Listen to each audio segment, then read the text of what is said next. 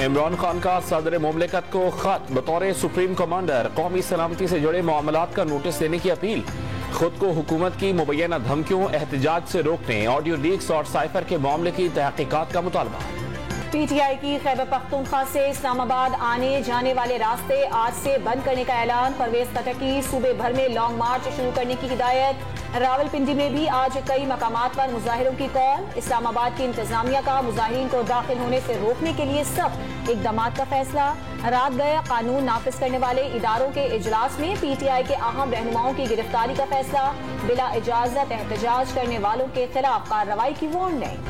وفاقی دارالحکومت اسلام آباد میں جلسے کی اجازت کا معاملہ، اسلام آباد ہائی کورٹ کی پی ٹی آئی اور انتظامیہ کو بات چیت کے ذریعے معاملات طے کرنے کی ہدایت، سماعت جمعے کو ہوگی۔ عمران خان کی حکومت میں پی ڈی ایم کو ریڈ زون میں تقاریر کی اجازت تھی، اسد عمر نے حکومت کو یاد دلا دیا، ملک میں قانون کی دھجیاں اڑانے کا الزام۔ عمران خان پر حملے کے شبے میں ایک اور شخص زیر حراست، وزیر آباد میں پولیس کارروائی کی سی سی ٹی وی فوٹیج سامنے آ گئی، 5 روز بعد بھی واقعے کی ایف آئی آر درج نہ ہو سکی۔ آئی جی پنجاب کی جانب سے کام کرنے سے معذرت اور لاہور پولیس چیف کی معطلی کے بعد صوبائی پولیس بحرانی کیفیت کا شکار۔ وفاقی وزیر اطلاعات کا عمران خان پر مرضی کی ایف آئی آر کے لیے پولیس پر دباؤ ڈالنے کا الزام، پی ٹی آئی چیئرمین 2 گھنٹے کی پریس ٹاک کر سکتے ہیں، قاتلانہ حملے کی ایف آئی آر نہیں کٹوا سکتے۔ مریم اورنگزیب کا جوابی وار، شک ہے کہ معظم گوندل کو عمران خان کے گارڈ کی گولی لگی، چودھری پرویز الہی کے خلاف ایف آئی آر کاٹی جائے۔ عطا تارڑ کا مطالبہ، لانگ مارچ کے شرکاء کو اسلام آباد میں داخلے سے روکنے کا اعلان۔ Chairman P T I Imran Khan Zaman park میں موجود، پارٹی رہنماؤں کا اہم اجلاس بھی طلب، منگل سے دوبارہ شروع ہونے والے لانگ مارچ پر قیادت کو احکامات دیں گے۔ شوکت خانم اسپتال کے ڈاکٹرز کی عمران خان کو مزید 10 دن آرام کی ہدایت۔ عمران خان کی ممنوعہ فنڈنگ کیس میں ایف آئی اے کے خلاف درخواست، لاہور ہائی کورٹ کے جسٹس علی ضیاء باجوہ نے درخواست کی سماعت سے معذرت کر دی۔ اعظم سواتی کی مبینہ ویڈیو کا معاملہ الجھ گیا، پی ٹی آئی سینیٹر نے کوئٹہ کے ججز ریسٹ ہاؤس نہیں بلوچستان جوڈیشل اکیڈمی میں قیام کیا۔ ترجمان سپریم کورٹ کا اعلامیہ، بلوچستان جوڈیشل اکیڈمی میں کوئی، director general Balochistan judicial academy نے اسپیشل برانچ کی رپورٹ گمراہ کن قرار دے دی۔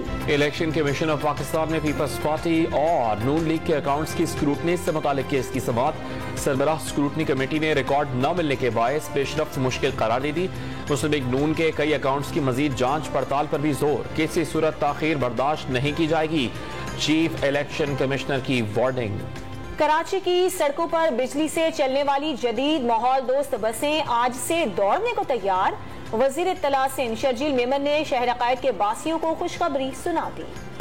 وزیر اعظم شہباز شریف کی شرم الشیخ میں جاری عالمی ماحولیاتی تبدیلی کانفرنس میں شرکت، وزیر اعظم نے ماحولیاتی تبدیلیوں کو صدی کا سب سے بڑا چیلنج قرار دے دیا، ٹویٹر پیغام میں آئندہ نسلوں کے لیے شفاف ماحول پر زور۔ کینیڈا میں خالستان کی آزادی کے لیے ریفرینڈم کا دوسرا مرحلہ، ٹورنٹو اور مسیساگا سمیت مختلف شہروں میں ووٹنگ، پولنگ اسٹیشنز پر سکھوں کی لمبی قطاریں، خالستان کے لیے 18 ستمبر کو پہلے مرحلے میں 1 لاکھ سے زائد افراد نے شرکت کی تھی۔ ٹویٹر کے بعد فیس بک کی پیرنٹ کمپنی میٹا نے بھی بڑے پیمانے پر ملازمین کو نکالنے کی تیاری کر لی، برطرفیوں کا اعلان بدھ کو کیا جا سکتا ہے، امریکی اخبار کا دعویٰ۔ Mission world cup, Pakistani team Sydney پہنچ گئی، نیوزی لینڈ کے خلاف کے سیمی فائنل کے لیے شاہین بدھ کو میدان میں اتریں گے۔ جنوبی افریقہ کو شکست پر ہالینڈ سے زیادہ ہمیں خوشی ہوئی، حارث سہیل اور شاہین کی دل کی باتیں۔ مان صحرا اور ہزارہ ڈویژن کے پہاڑی مقامات پر تیسرے روز بھی برف باری، روئی کے گالوں نے جنت نظیر وادی سوات کے نظاروں کو اور بھی حسین بنا دیا۔ برف باری سے شاہراہ قاغان سے گلگت بلتستان اور خیبر پختونخوا جانے والی سڑکیں تیسرے روز بھی بند۔ مری میں بارشوں سے سیاحوں کے چہرے کھل اٹھے، کراچی میں بوندا باندی سے موسم سرد ہونے کا امکان۔ سال کا دوسرا اور آخری چاند گرہن کل ہوگا، پاکستانی وقت کے مطابق چاند گرہن کا آغاز رات 1:02 پر ہوگا۔ محکمہ موسمیات کے مطابق پاکستان میں چاند گرہن کا مشاہدہ جزوی طور پر کیا جا سکے گا۔ اور 1 منٹ میں 1140 مرتبہ تالیاں، 20 سالہ امریکی نوجوان نے عالمی ریکارڈ قائم کر دیا۔